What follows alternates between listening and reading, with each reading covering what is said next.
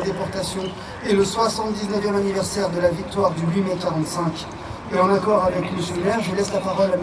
Philippe Geffroy, conseiller municipal et membre de l'Union nationale des combattants, pour un hommage à Mme Oriadjian. Mesdames, Messieurs les élus, Mesdames, Messieurs les présidents d'associations, Mesdames, Messieurs les porte-drapeaux, Mesdames, Messieurs, chers Sevranais, chers enfants, Fabienne, Catherine, Corinne et petits-enfants de Denise, nous sommes ici pour rendre, sur décision de Monsieur le maire, Stéphane Blanchet, vice-président du conseil départemental, un hommage appuyé à Denise Oriadjian, qui fut à Sevran notre compagnon et notre élu. Denise, c'est au milieu des années 30 du siècle dernier que tu es arrivée dans ce monde, née à Deluz, petit village du Doubs en Franche-Comté, dans une famille où la valeur cardinale que tu chériras toute ta vie est le travail, mais aussi la rigueur et la défense de la patrie. Vous n'aviez pas oublié que la guerre de 14-18 avait fait des millions de morts et que les plaies avec l'Allemagne étaient à peine refermées et que déjà les bruits de bottes résonnaient dans les campagnes environnantes de l'Est et qu'une fois de plus, l'éternel combat des démocraties menacées par les régimes totalitaires dont le nazisme et le national-socialisme allaient être l'ultime marche de l'horreur absolue. Cette famille de 6 enfants dans laquelle tu vois le jour ne mange pas tous les jours à sa faim. Les temps sont durs, ta maman disparaîtra alors que tu avais à peine 4 ans. Et ton père Henri, seul, travaillera de façon acharnée à l'usine pour vous élever, confiant à votre grand-mère, femme de caractère pour qui seule compte la discipline et l'obéissance stricte, votre éducation. Tu suivras tes études primaires dans le village et repéré par ton institutrice, ta maîtresse comme tu aimais à le dire, elle t'aidera à passer le concours des bourses créé par la Troisième République pour aider les plus démunis à accéder aux études secondaires. Oui, à cette époque, la République, celle de Jules Ferry, reconnaissait le mérite et permettait l'élévation des plus humbles sans créer des discriminations positives, comble de la stigmatisation et d'un esprit de caste méprisant et hautain vis-à-vis des enfants du peuple. Pensionnaire au collège de Besançon, c'est une publicité pour l'armée qui dictera ton engagement pour la chose militaire. À 18 ans, en 1952, tu intègres l'intendance militaire de Dijon en tant que spécialiste des services d'état-major. En 1955, tu es affecté en Algérie où tu deviendras secrétaire d'état-major auprès du général Salan, commandant en chef de l'Algérie, année où tu rencontreras l'amour de ta vie, Henri Oriadjian, qui était le chauffeur. Henri fut une figure historique de Sevran dans le monde combattant où à cet instant même, je salue haut et fort sa mémoire et m'incline en un profond respect pour l'homme juste que tu fus et pour ton esprit fraternel et ta fidélité indéfectible au drapeau et à la patrie. Sur Salan, je ne m'étendrai pas, si ce n'est que l'on peut parfois bien servir son pays jusqu'à la passion et par un aveuglement nauséabond commettre l'irréparable, tel un carteron de généraux en retraite. Hélas, hélas, hélas, par des hommes dont c'était le devoir, l'honneur et la raison d'être de servir et d'obéir, dixit Charles de Gaulle. Denise, tu quittes l'Algérie en 1957 pour rejoindre Paris au service de sécurité de la défense nationale et des forces armées.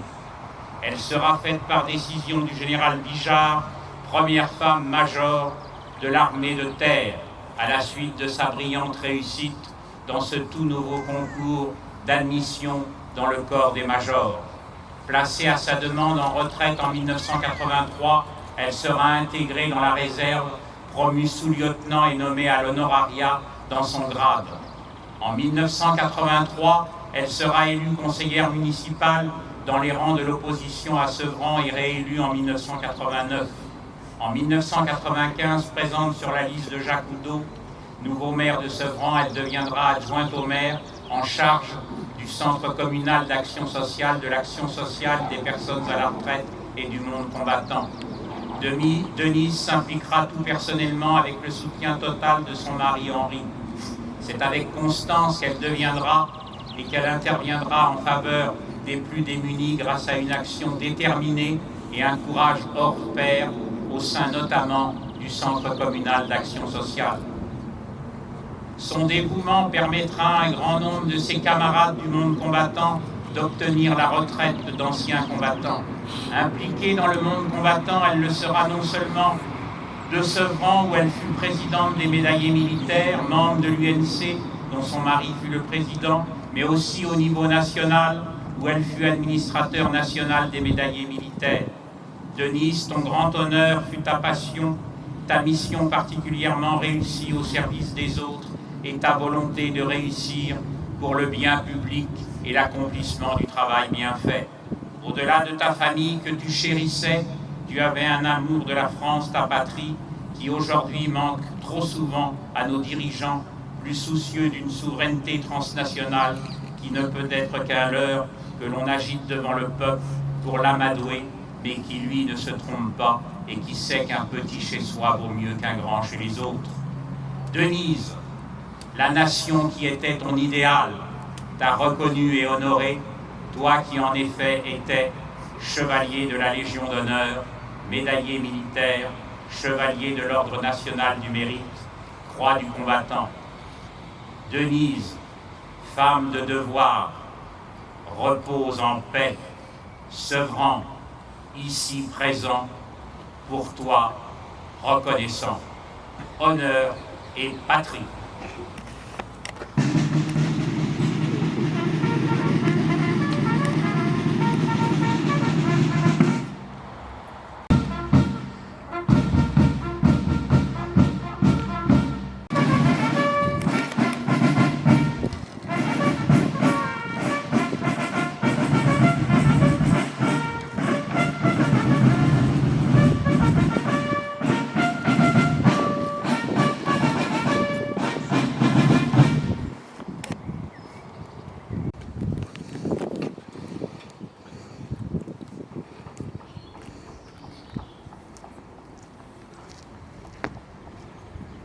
Est à Monsieur Philippe Geffroy, conseiller municipal et membre de l'Union nationale des combattants, pour la lecture du message de l'UNC. Messieurs les élus, mesdames et messieurs les présidents d'association, mesdames et messieurs les porte-drapeaux, mesdames et messieurs. 8 mai 1944, il y a 80 ans, de nombreuses parties de l'Empire français ont été libérées. Alger, la capitale provisoire de la France, en métropole, la résistance s'organise. Sur le front de l'Est, les troupes russes ont pris l'ascendant. Nous sommes à 1 mois du débarquement de Normandie, le 6 juin, et à 3 mois du débarquement de Provence, le 15 août. Dans les deux cas, les troupes françaises sont engagées aux côtés des Alliés. Paris est libéré le 25 août et Strasbourg le 23 novembre. Le 8 mai 1945, 1 an après la guerre, prend fin en Europe. En cette année mémorielle 2024, rendons un hommage appuyé à toutes celles et ceux, Françaises et Alliés, qui ont souffert et donné leur vie pour que notre pays se relève. Ne manquons pas de le faire à notre humble niveau, dans chacune de nos communes, dans les sites mémoriels et cimetières militaires situés sur les itinéraires suivis par les forces alliées en direction du Rhin. N'oublions pas les populations civiles déplacées, les victimes de bombardements, de représailles et d'exactions. N'oublions pas les combattants de la résistance, harcelant ou fixant les troupes ennemies en phase de repli. Ces gens qui se voyaient emmenés dans des villas luxueuses et qui ne connaissaient pas encore le supplice de la baignoire. Transmettons à nos jeunes cette mémoire d'un sursaut et d'un engagement de Françaises et Français, souvent anonymes et oubliés. contribuant à renforcer les forces morales de notre pays. Meilleur moyen de défense face à l'adversité d'où qu'elle vienne, cultivons d'ores et déjà la résilience, ce ressort qui permet de surmonter les épreuves en toutes circonstances.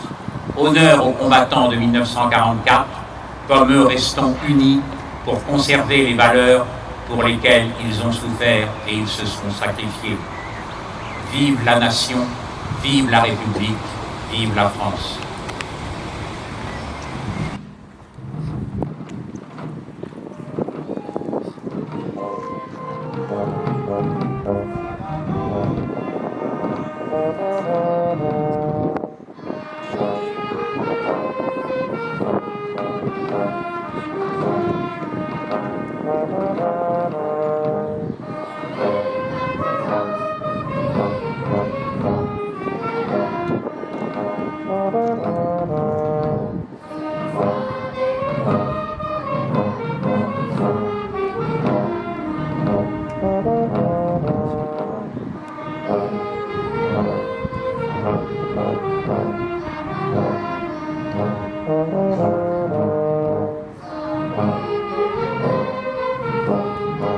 Nous allons procéder au dépôt de gerbe, accompagné des élèves des écoles Voltaire et Saint-Agnès.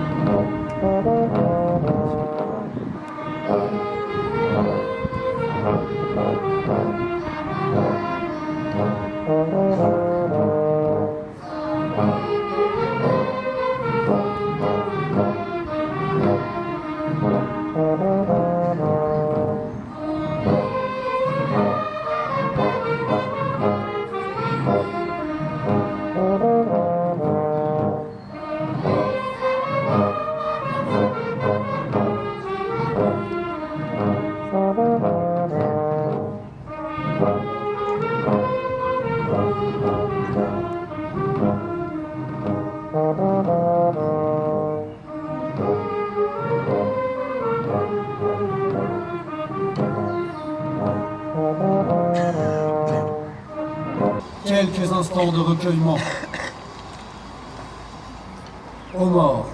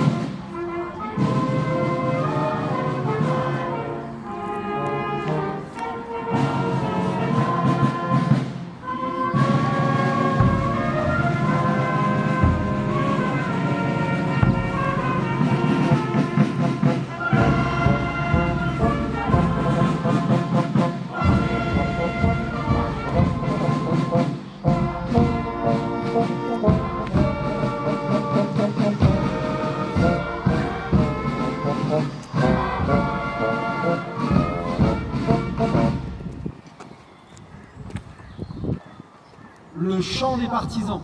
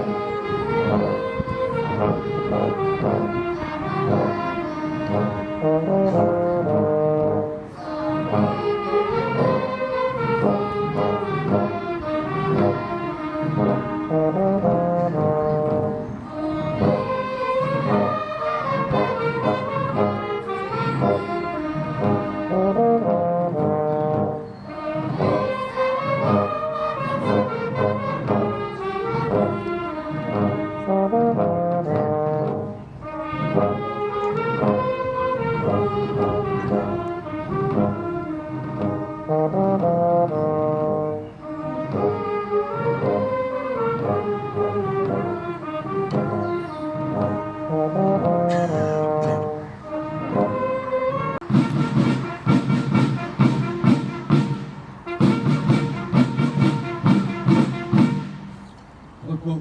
au drapeau.